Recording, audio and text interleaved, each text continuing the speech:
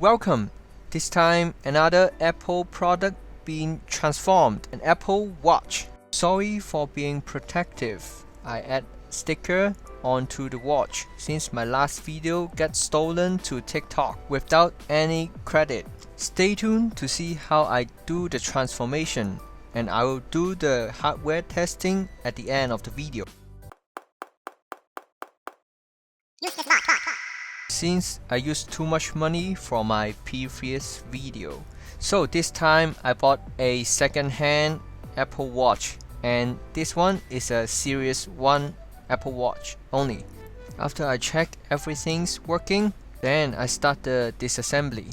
Similar to the iPhone SE 2, it didn't require any heat gun to open the screen. You just need a very sharp razor to squeeze in the gap and then pry open the screen. Be very gentle and be careful don't cut yourself. And remember to start at the bottom of the screen because the screen ribbon cable is at the top. Now a small gap is induced, then I use thin plastic to go around all the gap to open the screen. And then you can peel away the adhesive.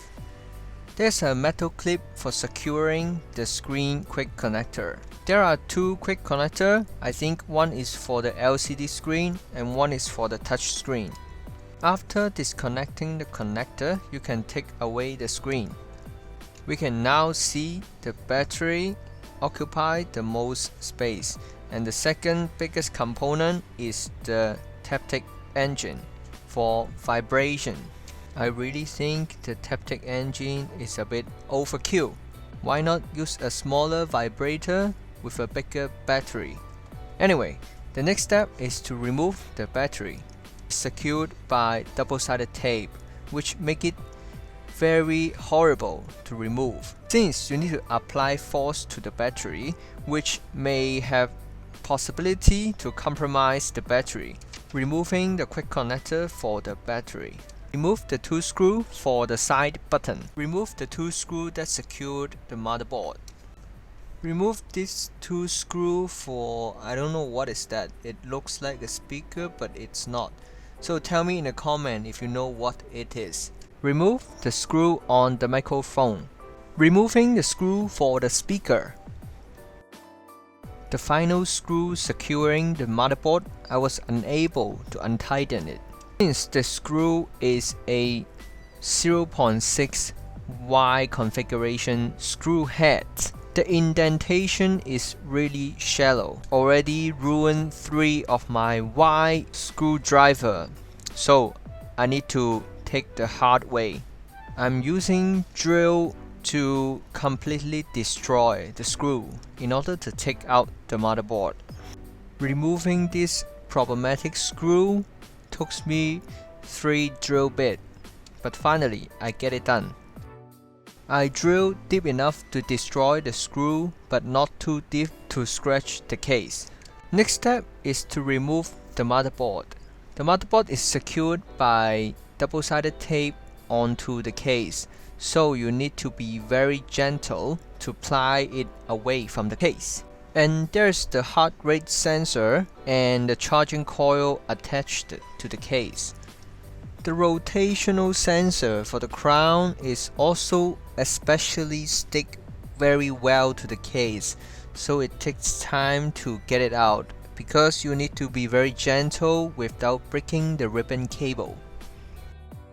You can see here everything is connected to the motherboard with permanent solder, so you need to be very careful not to break anything. So the two charging coil cable need to be desoldered from the motherboard, and there's a quick connector for the heart rate sensor.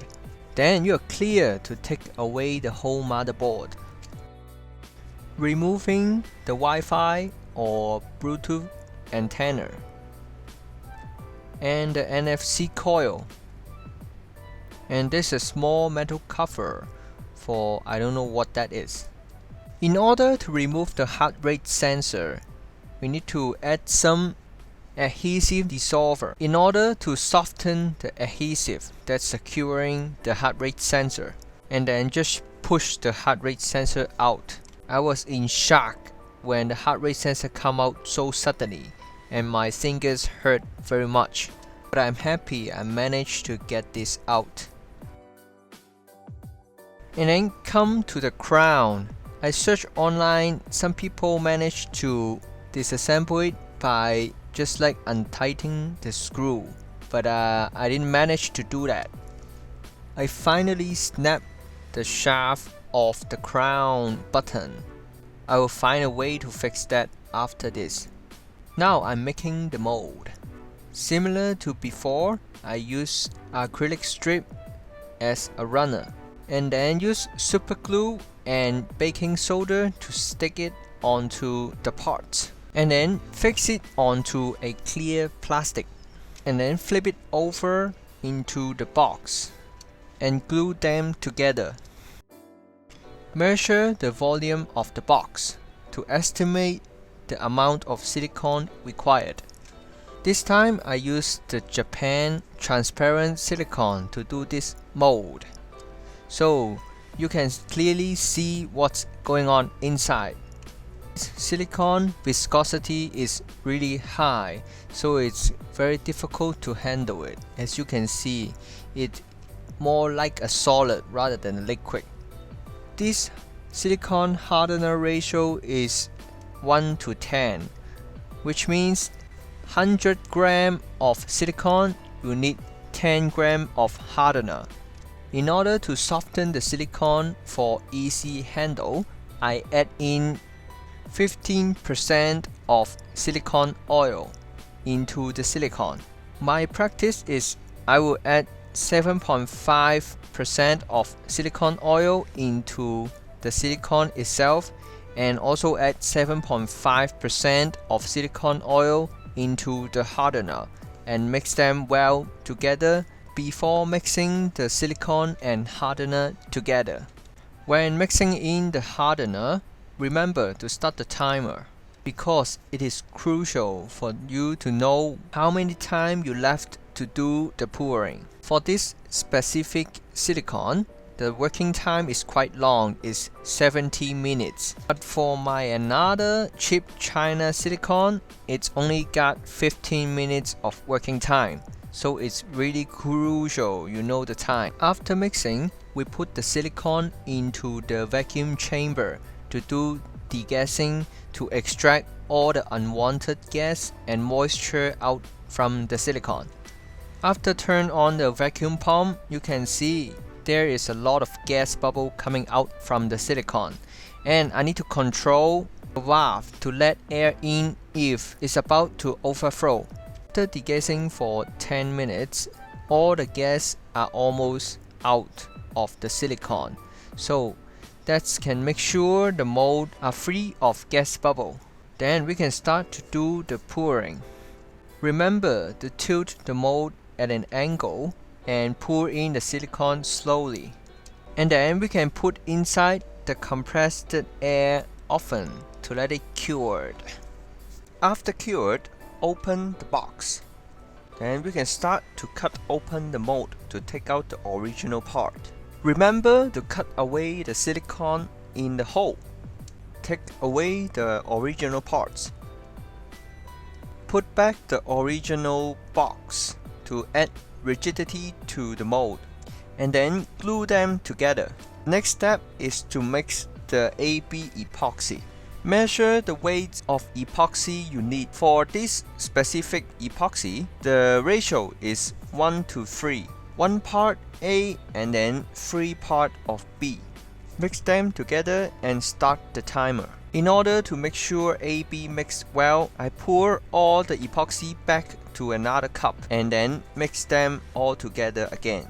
Similarly, we need to put the epoxy inside the vacuum chamber to take out all the gases and moisture from it, and then start the pouring using a syringe to squeeze all the epoxy into the mold. You can see in the video the epoxy is getting into the mold. Wrap it up like a Christmas present and put inside the oven. After cured, open the mold and take out the parts. They look exactly the same. Clean up the black insulation tape so more electronic connections are visible. Put the heart rate sensor back to the case. Connecting the heart rate sensor back to the motherboard and solder the charging coil, and then fit the motherboard back to the case. And then the crown axles, because I snapped the connection, so I need to glue them back together. Fix the screw for the crown button. Put the side button back, and the screw for the side button. The motherboard screw, I don't know what it is, screw. Put back the Wi-Fi antenna, and fix the screw for the vibrator, the NFC coil, the battery, and finally the screen. I add some crystal clear super glue to fix it. Voila! It's all done. Sadly, there is not much visible because the heart rate sensor blocks most of the component, but it still looks cool. Let's test the function of this Apple Watch. You can see the screen normally turns on and the touchscreen works perfectly. The side button, the crown button, and the crown scrolling function. Let's test the heart rate sensor.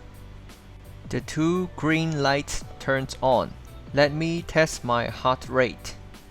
Whoa, it is a bit fast. Maybe I'm too nervous to show you guys this Apple Watch. Put the wrist strap back to the watch. The back side looks the coolest. Sadly, the front side you can only see a little bit transparent case, but I think it still looks cool. So thanks for watching.